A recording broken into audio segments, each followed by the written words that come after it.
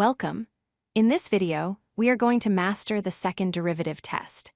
This is a powerful and fast method in calculus used to determine whether a critical point on a graph is a local maximum or a local minimum, simply by looking at the second derivative sign.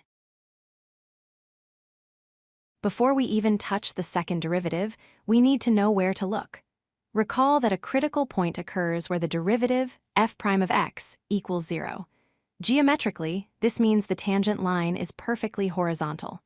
These flat spots are our candidates for peaks or valleys. To use this test, you need to understand concavity. Concavity describes the curvature of the graph. A graph can be concave up, shaped like a cup that holds water, or concave down, shaped like a frown that spills water. The second derivative, f double prime of x, measures this concavity. If f double prime is positive, the graph is concave up.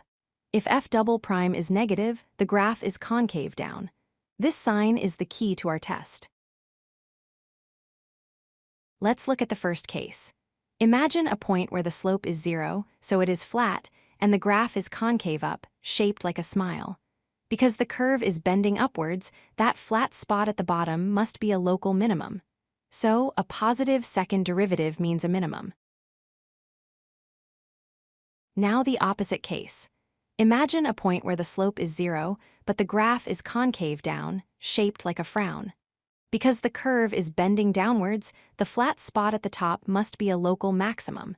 So, a negative second derivative means a maximum. Be careful, there is a third case.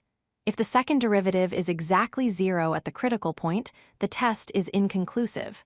It could be a minimum, a maximum, or neither, like an inflection point.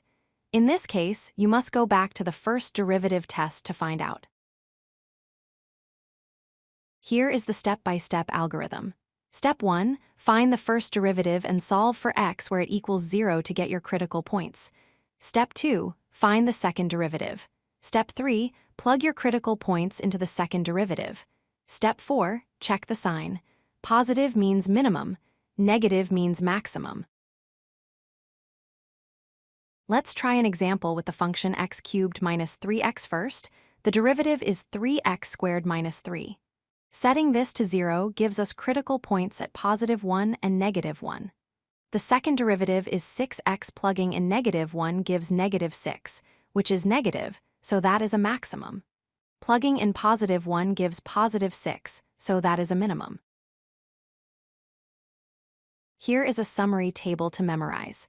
Remember the shape. If f double prime is positive, it's a cup, so you have a minimum. If f double prime is negative, it's a frown, so you have a maximum. If it is 0, you need more information. Thank you for watching. The second derivative test is a great tool to have in your calculus toolkit, especially for polynomial functions. Try practicing with a few examples on your own. If you like this video, hit that like button and don't forget to subscribe. Visit codelucky.com for more such useful content.